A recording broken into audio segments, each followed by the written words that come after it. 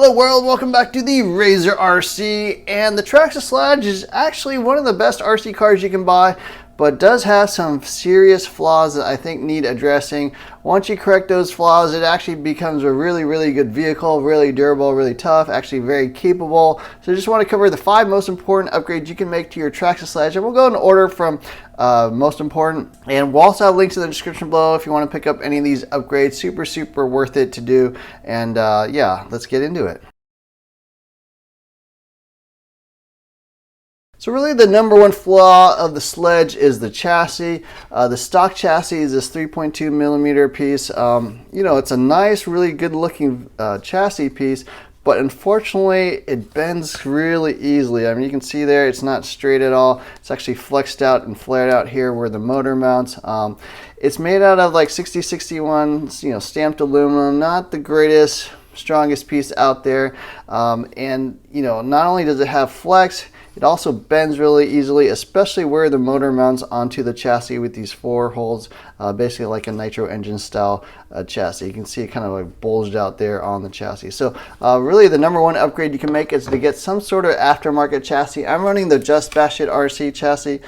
This is like 5 millimeter 7075 T651 aluminum, super strong, pretty much indestructible. It's fairly heavy, but you know, having a good quality chassis will actually keep the truck nice and straight, prevent the motor from moving around as much, and also give you that durability that you really need. And that the rest of this vehicle is actually pretty durable. The plastics, everything are really durable. Just the chassis is, in my opinion, the number one weakness, the number one flaw, and definitely worth upgrading. We'll have a link in the description below where you can pick up the JustBashit RC, although there are other manufacturers out there that make something similar.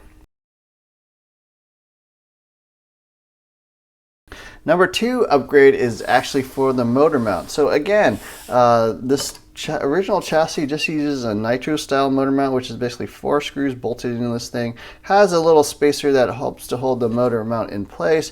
But if you want to upgrade the pinion on this thing, add a little more gearing, and it's totally capable. It's definitely under geared out of the box. You could go at 1 or 2, possibly even 3 teeth on the pinion on the motor. You will want to, you know, basically change out that style of motor mount and use something that will help secure it a little bit better. So what I'm running is actually the Hot Racing inserts. Really inexpensive. I think they're like $10 for a set of 4. And they make different sizes depending on what pinion or spur gear you're going to use. I'm just using, you know, 1 offset. I'm going at 1 tooth on the pinion. Middle is basically the stock gearing, if you want to run that.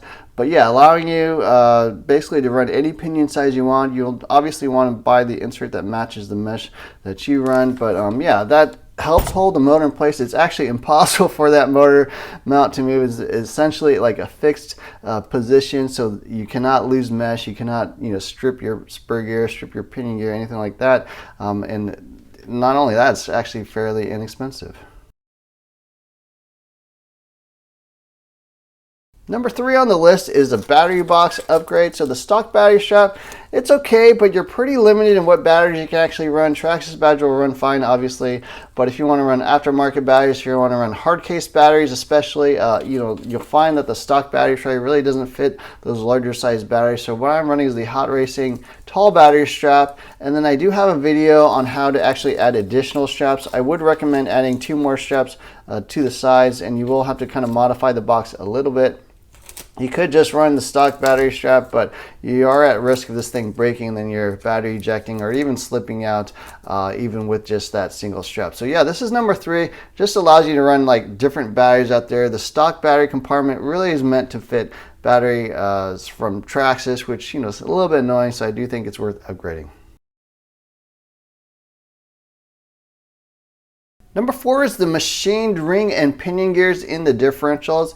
The differentials, they are steel. They are actually, I guess, a sintered metal, you know, sort of a cast powder type material. Fortunately, not super strong. I do recommend getting the machine discs from Traxxas. I think other manufacturers also make them as well. I'm running the machine discs. They are really strong, you know, big, nice, wide teeth that help keep the mesh in place. Really kind of one of the issues with this vehicle is that the diff housings, its plastic pieces themselves, are actually a fairly soft plastic. It prevents them from breaking. Pretty much the whole car is made out of a fairly flexible type of plastic, but unfortunately does not hold the diffs quite in place as well as other, you know, stiffer type material. So you will find that those ring and pinions gearing can actually strip out, can actually break teeth. I did experience that with my Traxxas Sledge.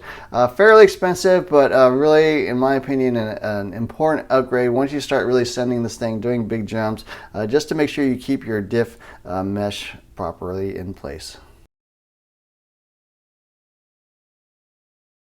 And last upgrade I think worth making, especially once you start adding a little bit heavier components like the aluminum chassis or the machine differentials, that kind of thing, or maybe even a bigger battery, is to upgrade the springs on this.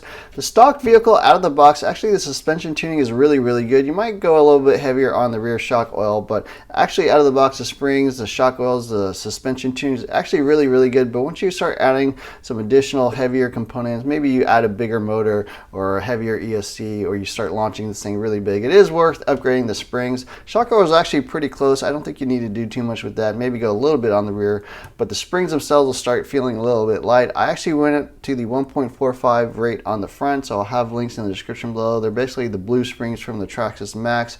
In the rear, I'm actually running the 1.671 rate. I'll again put a link in the description below. It's basically 2 rates up higher on the rear, 1 rate higher in the front, and I'll just give you the nice suspension action that you want to go for. It'll be a little bit stiffer, but when you're doing those huge jumps, or, you know, having a bigger, heavier vehicle, it does help make the drivetrain just work a little bit better with that suspension tuning. So anyways, that's it. I hope you enjoyed this video. If you enjoyed it, don't forget to hit the like, share, and subscribe buttons. Look for more videos soon. Thanks for watching.